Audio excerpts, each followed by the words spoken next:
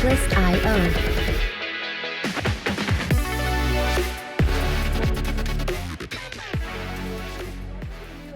The latest episode of You Deserve Fresh Lettuce. I am your co-host, Rachel. And I am Delia. And this is the episode where we talk about blame game and trust issues. Yes. Oh my gosh. We are drinking tequila. Tequila. So cheers.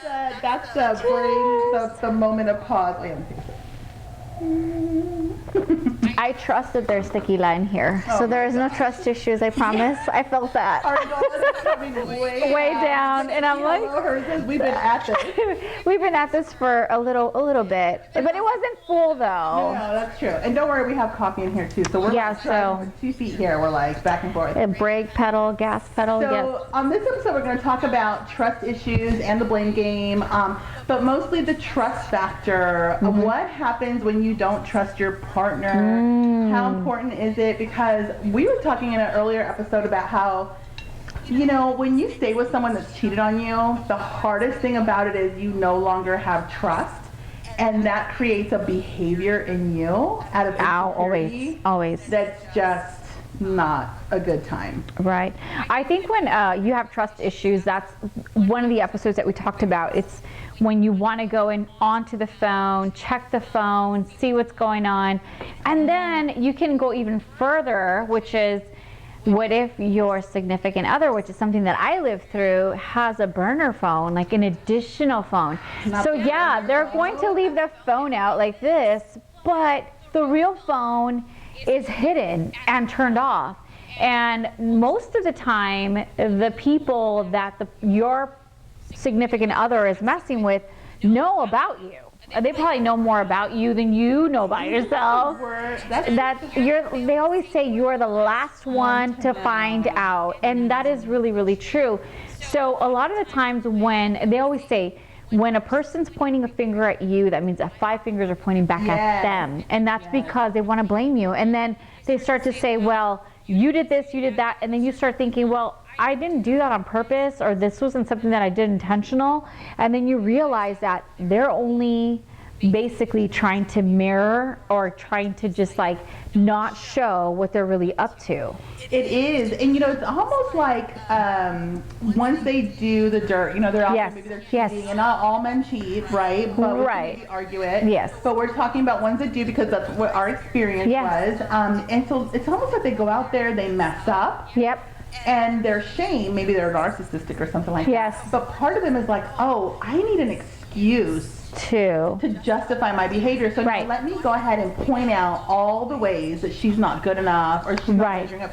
So it's almost like instead of being that person that gives him an excuse to go do this, he goes out and does it, and then comes back and then starts poking holes in all that you are, and says you did this. Said you look what you're doing. Look at what you. You know what? I'm out of here, or whatever. Or like if you say, well, why didn't you come home at this time, or why did you leave, or why did you not? Why was your phone on airplane mode? Why did you throw me in a voicemail? I was at the bank for 2 hours.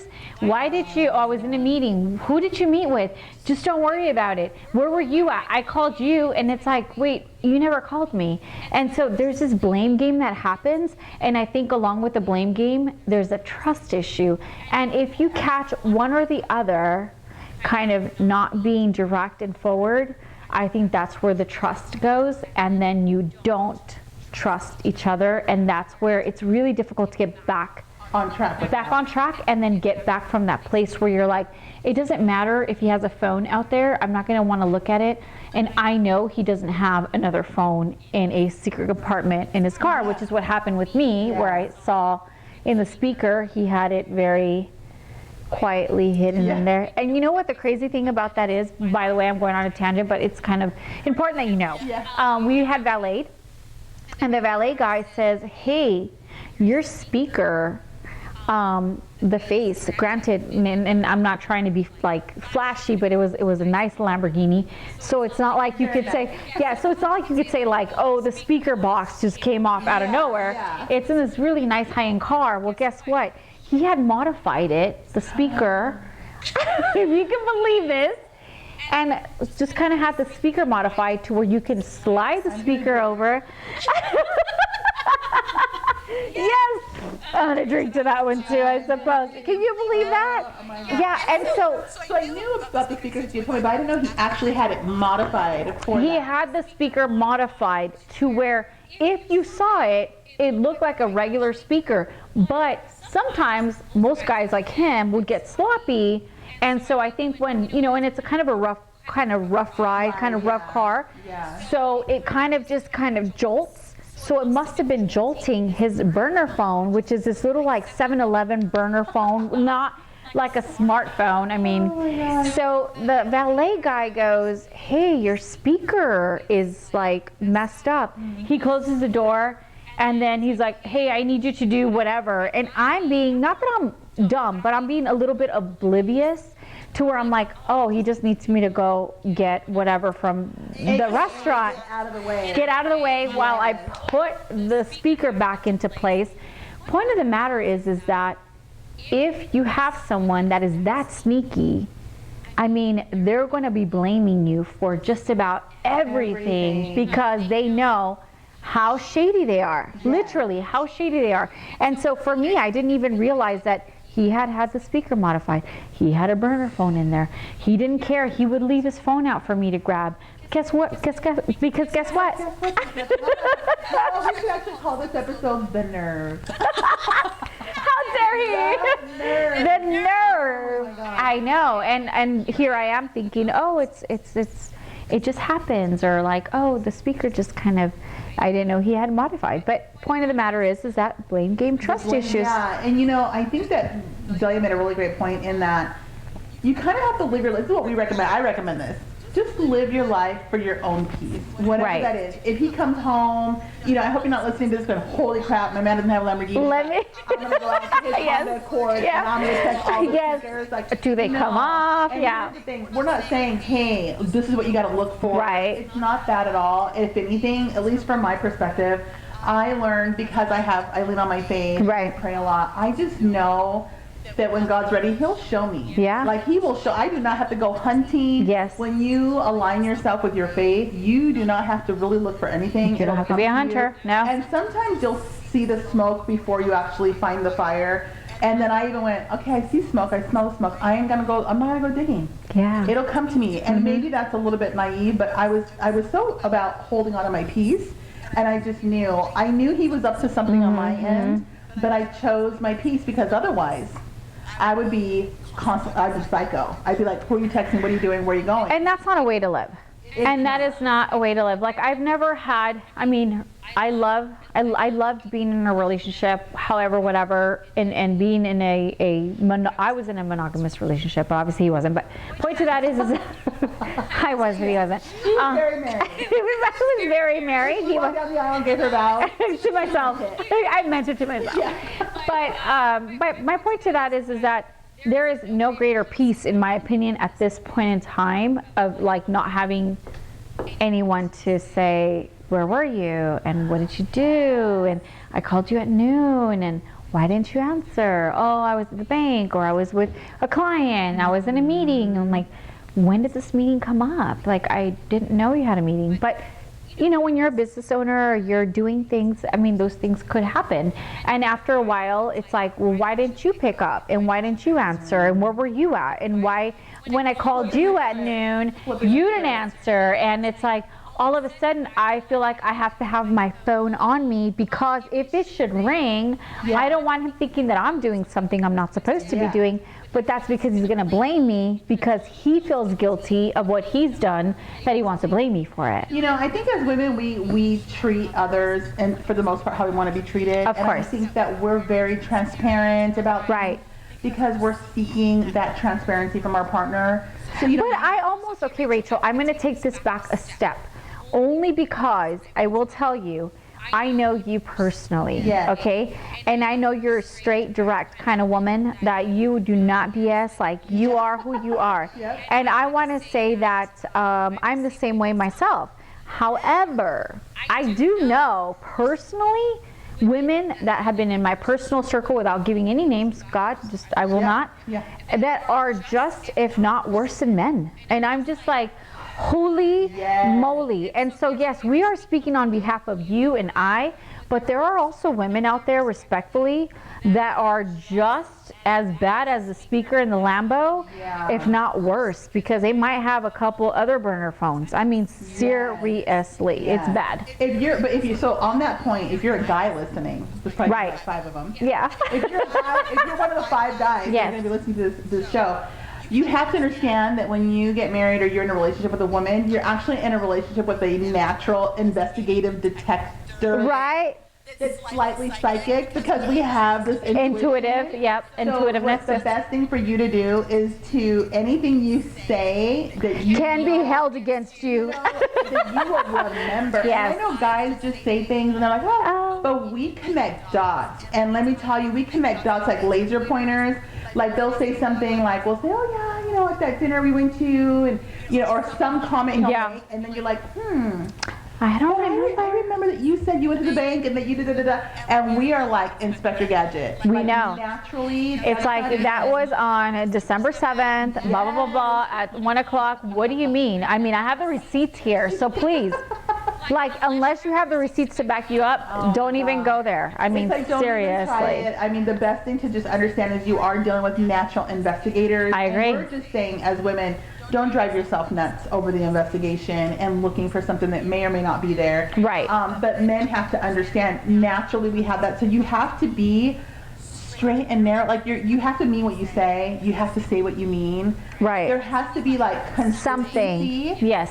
Because as soon as something is inconsistent, it just the we flow. might not catch it right away, but it's like logged in our minds for a later date. Yep. That's like 10 years later, and we're like, you're like, do you remember that one day in the year 2021, 2, whatever? But I do feel that the trust issues come from a deceit, a lie, something that happened. And that's why I always say, if you are going to stay in a relationship where you know that the person has lied to you and you want to see the best or the better side of that person, to say, he means it, she means it, they're never doing this again, then you literally have to take that moment in time and make it the past. You got to put it behind you and say past tense is nonsense. But it's kind of like you still have to be ready to know that you're going into crocodile-infested waters and say, past tense is nonsense, I got bit, but I have a feeling that I'm not going to get bit again. It's so PTSD. Hard. Yeah, it is. It's PTSD. At the end of the day, to have somebody commit adultery against you, you don't just see it as a betrayal against you. You see it as like a falsehood of your entire family, like your children. You just see it's a and then it goes back to you thinking, what did I do wrong? Yes, did I not like, what was it that I was missing, or what could I have done differently? And then if they start with the blame game, like, well, you didn't do this and you didn't do that, you're like, it's my fault, that's right, because I didn't go here, because I didn't do that, because I, you know, you start thinking about the things that you missed the mark on. But in reality, it's their way of trying to shelter what they've done. They're deflecting. Yeah, exactly. There's no good reason for a man to cheat on you. There's no good reason for you as a woman to cheat on a man. I don't care if your husband slept with like half of everyone. At that point, you gotta go. It feels like you need to go out there and do the same to him. Don't. You know what I mean? Just go. Just go. And so it is this feeling of like, oh my God, what is it about me? But really just, it's all a reflection of him. Of course. Behavior is of him. We're going to always be telling you, find your peace, find your faith, focus on your own joy within the scope of your marriage. Of course. And then whatever happens, happens. Always. For me, I know that after my divorce, everybody was like, oh my God, you know, you need to forgive him. You guys should get back together. Can't you get back with him? And let me tell you, I wish I could sit here today and tell you I didn't go back with him because I thought he's going to cheat on me again. Right. I wish I could tell you that. It wasn't. I didn't go back with him, and it wasn't for a lack of love or anything like that. Of course, I love my family and that whole thing. I didn't go back with him because I didn't want myself to become that woman. I knew that going back to him now, after all this time and enduring so many things, and even getting the courage to, like we talked about before, jumping off the train and leaving the relationship and everything with my kids, to then turn around and go back, I knew that I wasn't going to go back to the idea of what I thought my marriage was. It was a fraud in many ways. And I knew that I was going to be changed more than him. And I knew that I was going to become Now, do you think you were jealous, and then do you think you were going to become that bitter, jealous person? Yeah, it's really hard, really, you know, how could I didn't like the woman that I imagined I'd have to be to survive that second round of marriage with him, and so I'd rather not. I would have rather been by myself and figure out the lonely thing, because I was afraid of that. I was afraid of like being alone. So I will kind of jump ahead, but I remember not that long ago there was a couple that, you know, was on the news, because I think they'd been together for like 75 years, which is a really long time. I mean, if both parties can live that long and be together, that's a long time. So they obviously asked the guy and they asked the girl, like, what was the key to your success? And so the lady's very warm, and I'm not saying all women are warm, by the way, but point of the matter is that they asked the guy, he's like, well, what is the key to your marriage? And he's like, well, we've already been married this long, like there's no going back, like there's nothing that I can do. In other words, you saw this whole, like the way that he answered was like he was completely regretful that he stayed in this marriage for so long. And here I am thinking, like, how awesome! Like, I'm like, how did they stay together? He's like, well, it's too late. I've already been with her too long. He's like, basically, I'm like 90 years old. I can't do much, and I'm not going to find anybody else. So there's, in my opinion, there's nothing worse than being that bitter person that has stuck it out for that long when you just don't get along. Granted, we always talk about stay in the marriage, save the marriage as much as you can. But there comes a point where you're not happy, he's not happy, he's blaming you, it's a blame game, you don't trust him, he doesn't trust you. Nothing's happening here. Yes, in paper or on paper, you've been married 25 years, how amazing. Yeah. But in reality, it's not been like 25 amazing, wholesome, beautiful years. Kind of like the man that's like, well, I already been with her for this long, I might as well die. And she's, you know, and I was just like, I just felt this whole sense of like, thank you, Lord, for letting me be single. Like, horrible. I will say on the flip side of that coin, you know, because I talk about my grandparents being a huge influence in my life, and I have a few friends that do have seemingly amazing marriages that are not perfect. Right. And I think that what I've learned from both sides, and even my own mess, is that we are kind of entering an era of like the soulmates and all these like the twin flame, the soulmate. Everything is our feelings, and like how do we feel about this?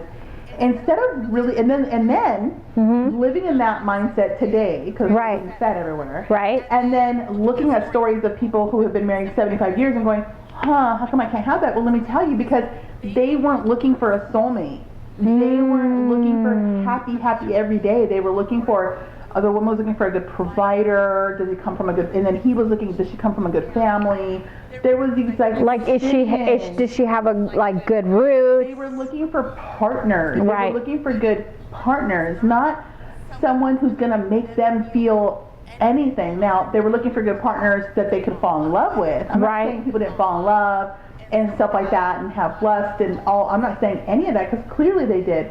But I'm telling you, and speaking to enough old people, like people way over the age of 80, who have been married a long time, you're going to hear that time and time again. Right. And so I think that we have come into an era that's going to set a lot of us up for failure. Right. And looking for someone to complete us. You know, Jerry Maguire, you complete me. It's like, no, you complete you. I complete me. I gotta do the work. I gotta do all the work. And the happiness is internal. It's not something exterior, and it's not going to be your partner that's going to make you so happy that he has to be the one that does this. And it's not happiness is not something that is an external experience. It's an internal. It's your job. Internal experience. It's your job to find your happiness, and a person might come into your life that makes you laugh. Yes, and build on that. Complement your life. And you have things to do and go here. I love it. But does everything begin and end with that person? Now, when you're really young, like I got married young, you got married like, it feels like everything begins and ends with your partner. Right. And it's like you guys just are so intertwined. It's like one person. Right. that's a lot of pressure It is. on a relationship. From one person to the other, where it's like, well, you're supposed to do this and I'm supposed to feel this way and we're supposed to feel this way. And like you said, the twin flame, he's my soulmate. Like, how do you know who's your soulmate? And I respectfully, this is not me being bitter, by the way, I cannot, for the life of me, respectfully hear my best friend. Like, please don't make that part of your vows. Oh, I can't hear it anymore. I tell them, like, if I have to read another bio that says, today I meet and marry my best friend, I just cannot. I just can't, because I understand that best friends are supposed to make you laugh. They're supposed to make you feel some type of way. But come on, I'm over that cliche, by the way. The best friend cliche, I'm over it. I think that we've been lied to. People want to sell books and do all kinds of things. Like, my best friend, like. Yes, it's really tough, because that person is just your partner in life. Right. It is so that you're not growing old, so that you have a partner to share experiences and life with. Of course. They're not responsible for your joy, but at the same time, don't let them destroy it. Of course. Because the joy is something precious that you're creating within yourself, and you got to protect it. Right. To the best of your ability. But there's people that have been married like 7 years. We talk about 7 years. Yep. 5 years, whatever it is, and they're just like, because that fantasy land is over, not all there. And sometimes people are more excited or more in love with the wedding than or in love with the idea of being in love. Like, I get to spend the weekends with him and do this. And see, the thing is, when you're first dating, like, you're looking forward to the weekends. Like, what are we doing this weekend? What are we gonna do? Or, maybe you're gonna go on vacation, and it's like, what are we gonna do on vacation? It's always a fun time. And then all of a sudden reality hits, and you're like, okay, well, now you have to run a household, and if you have children, you got to run the children and the this, and you have to take the self-care and take care of yourself. Yes, absolutely, we talk about this all the time. But there's that balancing act where it's not that sexy anymore, but you got to find, where is that? Where does that go? Where is that fine line? And you can't just be living for that. True. You can't be chasing those feelings. And you could do things to spark up your marriage. Right. And it takes two, to make it always does. It always does. But at the end of the day, like, my grandfather made a great statement, and he said, when you get married, you're making a commitment to the commitment.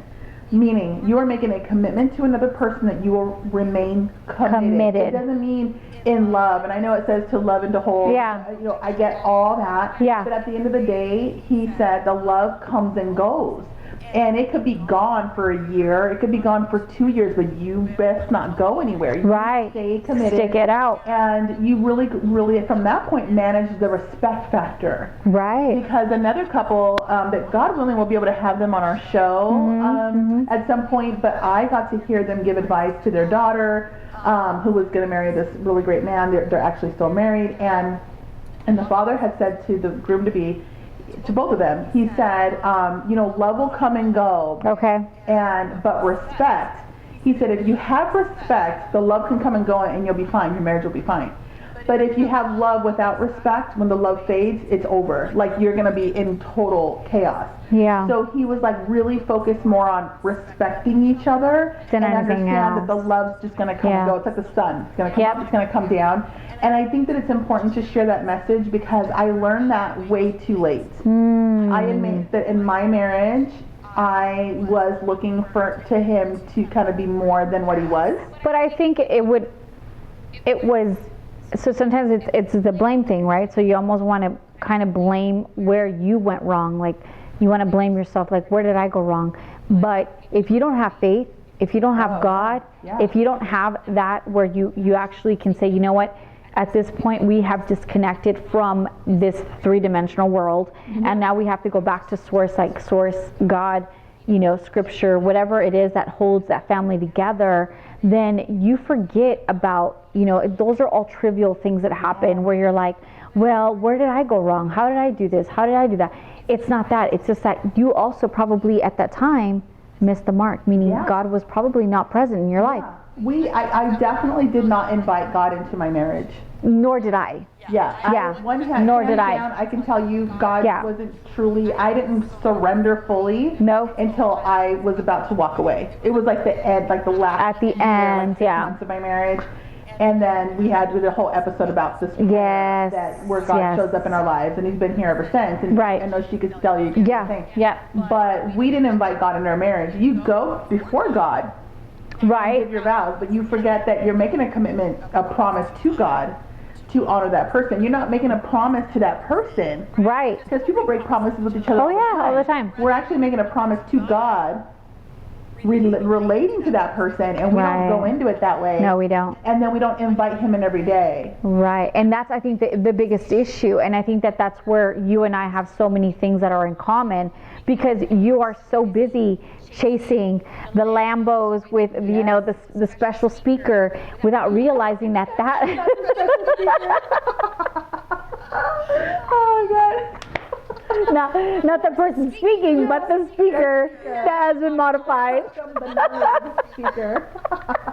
The modified speaker, and you're not. If we had, the Lord in our life, that wouldn't have been an issue. It wouldn't have been the speaker or the phone or, the trust issue, because I would have known that we are both we're in cahoots with God, or we're with God.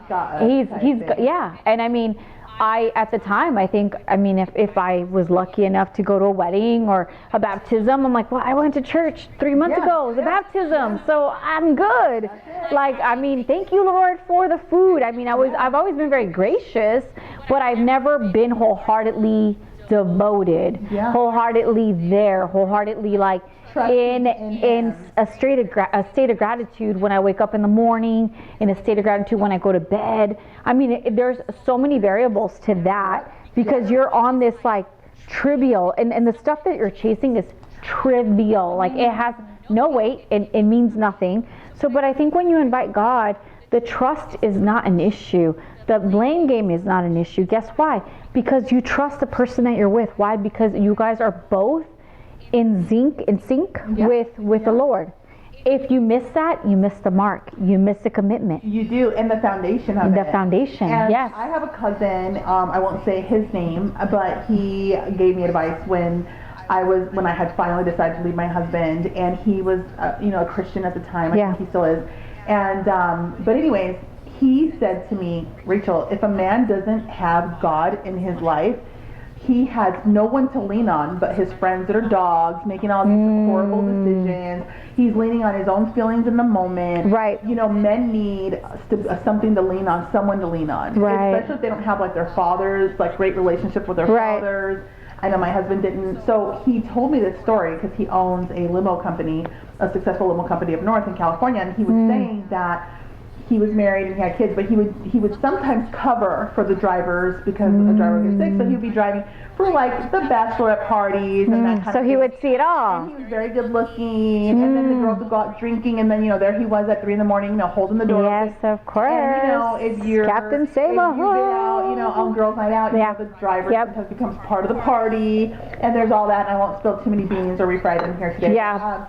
But at the end of Private the day, answer. At the end of the day, he described a scenario where temptation was rampant, even though he was a Christian man. And sometimes because he was such a good guy and he wasn't doggish, he was more attractive to women. And he described a scenario where one woman that was he found her very, very attractive. She pushed him up against a wall, and it was in an alley, and no one was going to very movie-like. She was very willing and ready to just go with the go. Everything. And he said everything in him wanted to just say F it, because guess what? No one's going to see, no one's going to know. So he had God, and he said, and I knew my Lord is watching me, and I thought, the enemy is very powerful. And he said I had to literally run. He said he prayed in the moment as she was getting ready to do whatever, and literally unzipping his zipper. And he's like, dear God, please get me out of this situation, whatever. And then he just felt the urge to run, and he took off running, left the car. Left it running, parked, doors open. Freaking dog. He's like, run, Forrest! And he was laughing, and I couldn't stop laughing when he told me the story. Yeah. I'm picturing him, and he said, that's what the Holy Spirit put in me, was to run. And he goes, and yeah, it's embarrassing, but what do I care about what that woman thinks? Right, she doesn't. She has no respect, and she has no respect. Yeah, and so he ran home to his wife or whatever the situation was. But how many men are going to really run? It was because like literally run. And he said, if I didn't have the Lord, I'd have nowhere to lean. I'd have no strength, and I would be doing what the Lord was. Well, yeah. I mean, he was already unzipping his pants, so obviously he was going to go with the go. I mean, he wasn't going to hold back. But I do feel that when it comes to like, oh, I married my best friend, like, if you really do believe that you married your best friend, which I hope to God that you really did, if those are your vows and your words, I really think that there's more to it though, and there's more to this like life. And so, and I'm not saying, look, I believe that there is a source higher than mine, and there's this power, this inner power, this source, whatever that is, like, you have to be in meditative prayer and be gracious and be grateful to every single day.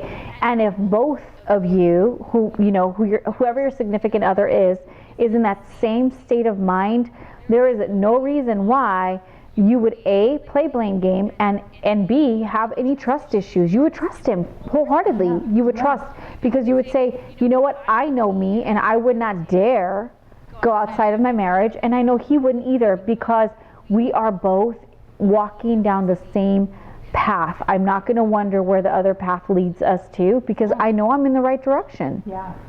You know, it's not going to be easy. And when you have trust issues, you have to figure out within yourself how to solve those issues. I agree. And sometimes we're looking for that other person to step it up. And we have to start, again, we're always going to tell you, look within yourself. What is it about you? Maybe you have your own insecurities. Maybe you were in a bad relationship before, and now you're in a good one, and you're so good that you're like, you want to sabotage it. Yeah, you might sabotage it. You know, we have a lot of belief in faith, but there's also the power of energies and things like that. Yep. You know, to focus so much on the things you do not want to happen in your life. Oh my gosh. If there's one thing I could leave you with this episode is, never focus on the things you don't want to happen. Only speak the things you want to happen. Only think of the things that you want to happen, because there is a power in that. It's in the Bible. You can just read about it. But at the end of the day, if you're sitting there going, oh my gosh, I hope my husband doesn't cheat on me, that you just, the universe spoke the words. You spoke the words. I hope he doesn't. It just hears, my husband's cheating on me. Right. Like, you gotta understand that, and you gotta shift it and say, I'm so grateful that my husband is faithful to me. I'm so grateful that. And I rebuke those words if it's negative. Yeah, we're always like, I rebuke it. I rebuke it. In the name of Jesus, I rebuke it. I do not accept that for me, and I do not accept that for you. Yes. And it's always a constant thing, because the enemy kind of slithers its way into your mind, and the mind is so powerful. So anytime I get caught in those moments, I definitely say, I rebuke that. I do not accept that for me. I do not accept that for you. And if you say, I feel sick, I'm like, I rebuke that. Maybe you may not hear those words coming out of my mouth, but definitely in spirit, I am saying those things to you. I rebuke that for you. I do not accept that for you. No, absolutely not. So I think at the end of the day, what it boils down to is simply just walk with God and have your partner. If you have to look for, they have like those weekend retreats, which I've heard are really cool. I never did them, obviously. I obviously missed the mark, which is okay. I mean, this is God's new way of showing me, like, this is not the path that he wanted me down, so this is a new path.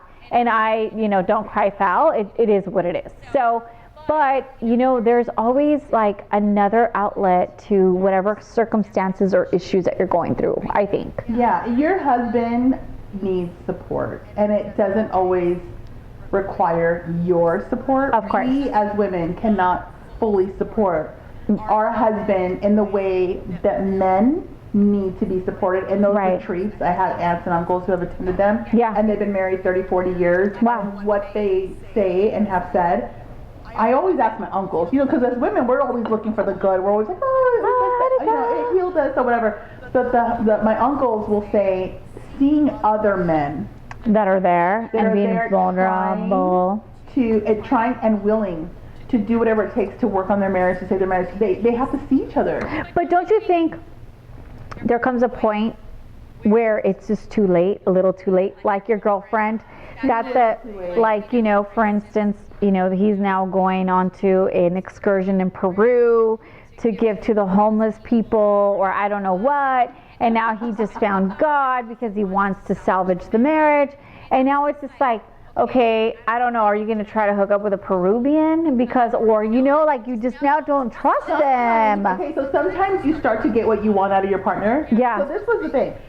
When I didn't go back, I didn't go back because I didn't want to be like Psycho. Right. Looking for the phones and the speakers or whatever you want to call it. Yeah. I didn't want to be Psycho. I knew for sure I'd be Psycho. Like, right. Hands down. You'd be the crazy lady. The crazy lady because I'd be like, I don't trust him. Yeah. But, and to what you're saying, if I would have went back with him in Psycho mode, that PTSD now. Yeah, of course. He would have been like, praise Jesus, we're going to get... Maybe like, yeah.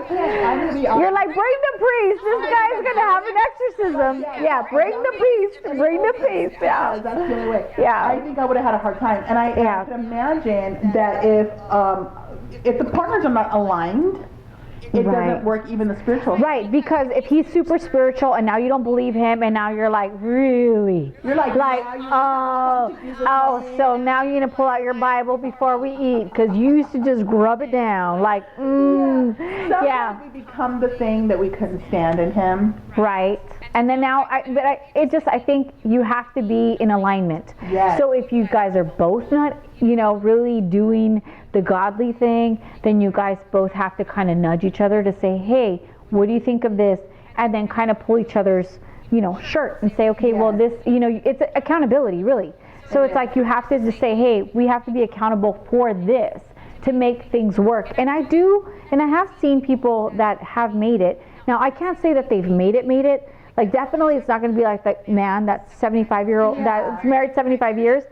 But the look of regret was just like horrific to me. I felt bad for the guy. Like, why'd you stay that long, buddy? Twice if you're being held against your will. I think that, I know we're kind of going round and around, but, when it comes to trust issues, it really begins and ends with you. And I know that people do things to us to break our trust. And it's so hard when you're married and there's children. And you have your house and finances. And there's so many things. It's not just, I'm over it. And I'm out. It's not. And we talk about that in other episodes. But, at the end of the day, it's like looking at this and saying to yourself, how can I work it out within me? Do I invite God into my marriage? Is my husband willing to then invite God into your marriage? Understanding that when you look at people, I'm going to bring up a politician, which is so random. Okay. To make my point, because I'm getting the idea from what he said. Okay. Mike Pence, I don't care if you're left or right. Yeah. He's a Christian man. Okay. He's very quiet. Like, obviously they don't bring him forward. He's a Christian man, and he made a statement that a lot of people made fun of him for. Oh. And he said that he will not ever be alone with a female that isn't his wife. He won't be in a car with a female that isn't his wife. He won't be in a room with a female that isn't his wife, because he says he understands the power of the enemy. He knows that he is a man of God. Like he has God in his marriage, but he goes to war against the enemy to put hedges around his marriage because the family is the most sacred thing. So it's like the king, the queen, and then the peasants that we talked about. Everyone so he understands that. The door, ring the bell, and then they determine together whether they answer that door or not. Right. And you have to understand what that looks like, because we say we want a faithful man and we want this and we want that, but then we want to have like the barbecues that last till 2 in the morning where everyone's drinking. Right. And you have all the girls coming over and all the guys. And then you're kind of inviting that. Or even for my relationship, I remember, we would do the Vegas things with the pool parties. Girls are half naked and they're dressed in a certain way. And I thought I was a cool wife because I was younger. I got married young, and we're still doing that whole party thing. Now, I think that as long as your partner is on the same playing field as you, where you know that even though you're in a bikini, you're not going to be disrespectful, then I think that you're both kind of aligned. And it's really difficult because there's like that whole gray area. It's a whole gray area. I think that because you get married doesn't mean you die, and I think there should be a level of happiness and fun. And a ring doesn't keep a zipper up. No, absolutely never. I mean, it's I think I drink it all. Woo, tequila. A ring will never, on the contrary, I think that the ring makes women a little bit crazier. Yes. So I had bought my husband a Cartier with all these diamonds and all this stuff, and it was an anniversary ring because he got me a pretty spectacular anniversary ring. Yeah. And so I got him one in return, and let me tell you something. The girls were white on rice? They were like, because he had like a totally gold band peasant ring. We got married as kids. Yeah. To this like amazing like, ring. This guy has his life together ring, and he is loved for a reason. Yeah. And he would tell me the number of women that would come up and grab his hand. Now they're touching him. Let me see that ring. And it was like touch. I mean, you know what I mean? Yeah. Like, what did I do? Yeah. And so, yeah, that's a whole side That's note. another, but still, I mean, I've heard a lot of men that say that they will not wear a ring, supposedly. I mean, that's their excuse or cop-out, because the women get crazy. Have you heard of that before? I have. Where it's like, well, the girls actually like me wearing a ring because it's like you're forbidden fruit. And guys go after women with wedding rings who are married too because they feel like they're both willing to risk. They're both taking a mutual risk. Yeah, there's a whole weird cycle. It is kind of weird, right? But I think it goes back to, you know, having faith, not having faith, and then the devil never sleeps. Yeah, so when my pet said that, it was like really an eye-opener for me because you have to ask yourself, and maybe ask your partner. Right. Like having a plan. Like you're going to get married, you get engaged, say, okay, what's our game plan? What's the game plan? It's almost like what's the war strategy? Like what's the playbook? Because I love that. That would be amazing. Like what is going to be our strategic move to say, no, like this is how I'm going to fight. Like this is how I'm going to fight it out. Because everyone's like, I'm a ride or die. Are you really? Yeah. Like seriously? You're not willing to sit down and go, okay, what's the war path or the game plan or whatever? Right. Because that's what it is. Where do we get our ammo? Where do we reload? Where do we shoot? Where do we this? Where do we that? Like how do we do this? And men need tools. Right. So if a woman is hitting on them, they don't know how to be rude. Right. So how do they get out of those situations? And so those are things, hey, drop the comments. Like we want to know what you think because if you're going to go with your partner, if you're truly looking for a partner, not your soulmate and your best friend and all that, but, you know, a life partner, you got to go to war together and you got to go to war for your family and protecting your household.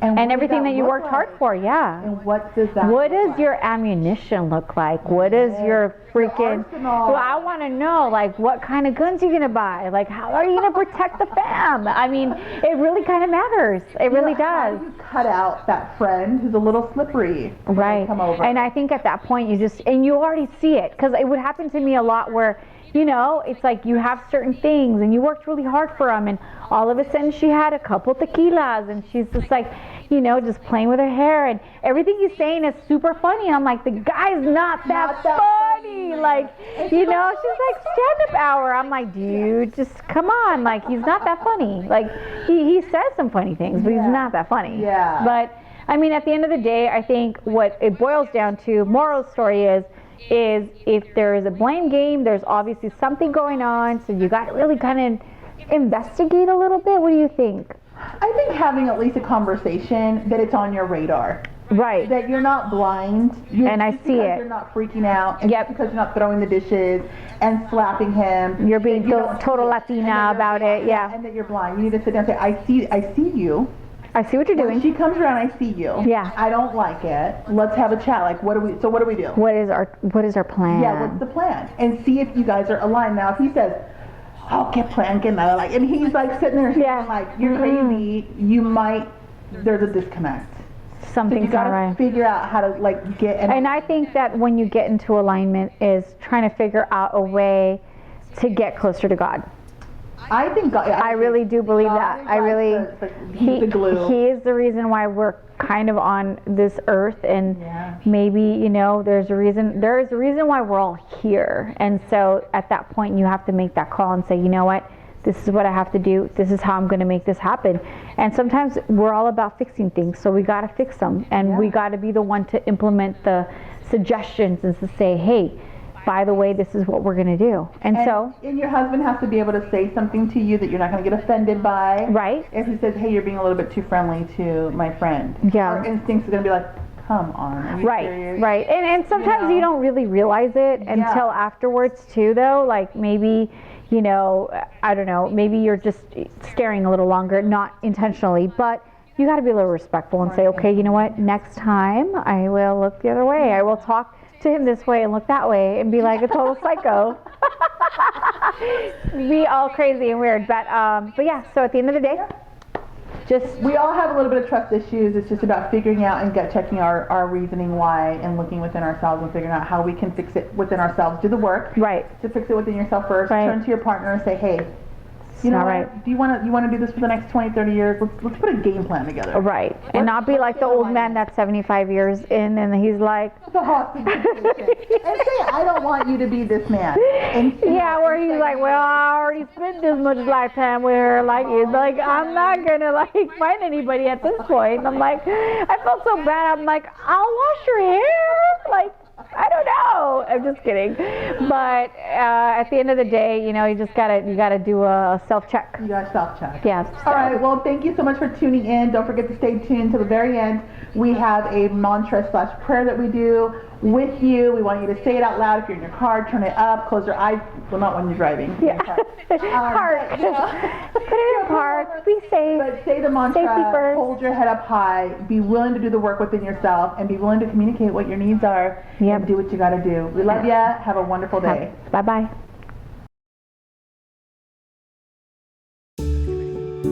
Father God, I ask that you bless me to understand that it's always darkest before the dawn, that your plans for me are bigger than my plans for me.